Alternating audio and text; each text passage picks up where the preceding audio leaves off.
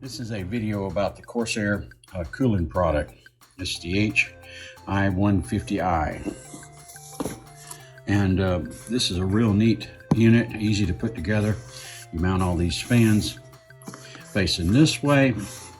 You can just look at the diagram and actually see it. They have a diagram on the side.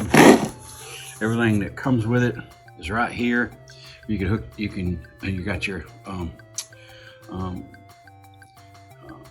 AMD setup or your Intel setup with all the products, the fan, the radiator, the 3-fan radiator, pretty large. You have to have a pretty large compartment for it to work in. This is the one that shows they have one with a screen on it, but the ones that were sold without the screen in the beginning with, they've included an upgrade kit, which is basically this, and this is very easy to put on. I had no trouble at all with it. It goes right on, and what you do is you remove your original light panel with these Torx screws. You take them out, actually they're Allen screws, you take them out, and then underneath it there'll be a plate that plugs directly into the cool plate. You disconnect that, take the wires loose, and then you do the exact opposite, except where the screws were that held this down through the here, you put Phillips screws that are flat, and they're going to be part of the magnetic retainer that will hold this down. But you do need to have quite a bit of space around here in order for this to go down right. I had the perfect motherboard. It was an MSI motherboard, Tomahawk motherboard, and it had hardly any shrouding around here. Well, that's the problem. A lot of these heat sinks around here can actually close in and cause you to have a problem setting it down. So that might be a problem for some people. It also comes with thermo paste already in a pattern on here. That's what this is. Once you put it on there and bring it down, it's going to work. You want to make sure that you get the mounting screws the right length in order for it to take a real good firm hold to the CPU whenever you put the Corsair in originally. Not with this, but with this. Anyhow, it has lots of features, and this is a real good product. I highly recommend it. I built this computer for Jibos, but I also built it for durability, and I added this down because on this right here on the fly you can check all sorts of temperatures and things, and in my video you'll see how I did that with some of the software using a combination of the Corsair software and the MSI software. And I'd also added one more fan to it just to cool off the main board. But the only thing I had kind of not a complaint but a suggestion is a turbofan should be put underneath the bottom of this to actually cool the surrounding surface mounts and capacitors, keep them from overheating. So in order to make that work, what I done is I put this fan here, and it's just basically standing on top of the edge of my video card, and it brought the temperature of the memory and main board down 20 degrees. So just imagine if they was to put a fan right underneath this, and I believe that would bring it down even cooler. There's some products that already have that feature, so it's the only thing I suggest to Corsair. Anyhow, it's a great product, and hope y'all enjoy the video. Hi, this is Dr. Jibo, and you can see I'm going to kind of give you a tutorial a little bit about the Corsair upgrade. As you see right here, I put a Corsair upgrade on my CPU, but if you'll notice, I have plenty of space around my CPU. Some motherboards have shrouds a lot closer. Sometimes that can cause problems, but it was real easy to put on. 4 screws, flat screws that you put in after you remove the top cover and light plate, and it's really quick.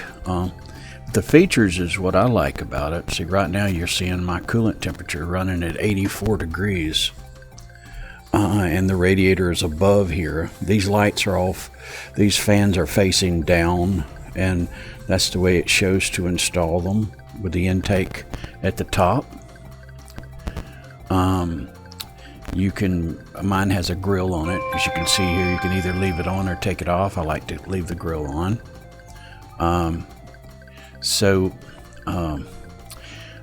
If you look inside here, these are Corsair memory, 64 gigabyte, and it's also controlled. You can control this with the software that comes with the Corsair software, lighting software, or you can use, if your motherboard has some software, which this one does. It has the MSI software, the majestic lighting, majestic light, and I'm using it right now as a rainbow. And when it first starts up, it'll put it to default red. You can also, look at your motherboard, and if it has lights on it, you can control them there. USB devices, you can control those lights. And this here kind of shows you the whole entire setup, which you can actually get the MSI motherboard and screen, keyboard, mouse. I really like this software. It's pretty easy to use. I've got the CPU right now set. I'm showing you the coolant temperature. Now I can go to the Corsair software. Hold on, let me close this out. And I'll go to the Corsair software, and I'll show you what you can do. You can put GIFs in there. You can control all sorts of stuff. You can control the lighting of your fans, the RPMs of your fan. You can check your coolant temperature. You can check your fans and each one of them. What speed they're at and how they're running. And your coolant temperature is 83.66 Fahrenheit, which is really good. You can also put a GIF on your CPU coolant. See, I've got one there. It's a Jibo spinning around, and then I've got a little naughty girl doing her little naughty dance, which I think is kind of cool. You can actually move her around just by grabbing it and sliding it. You can put her in different directions and make sure she fits in the round circle. It's also got a planet. You can use Mars, Earth, whatever you want to put here, galaxies, anything that's a GIF. And then I have another GIF that I use, which shows Jibo. It also comes with a few GIF. It comes with one GIF that's they got the Corsair logo, but I just like using this one, and this one here is kind of lets you know what the temperature of the coolant is. Now I can change this to anything I want it to be. Down at the bottom down here, there's a selection where I can change it for the let's see, right down here to get a screenshot of it. And you pull this down, and you can change your pump RPMs, to which it's showing the RPMs of the pump, which is kind of neat. You can see if there's some sort of fluctuation in the RPMs of the pump, if you was worried about that. And some of your fan speeds, whichever fan speed that you want to check with. And back to the coolant temperature, we'll find core CPU load, which is kind of cool. And you can also select hard drive temperatures, which lets you know that the hard drives are running at 75 degrees, and some of the SSDs are running at 75 degrees. They have a real good heat sink on this motherboard.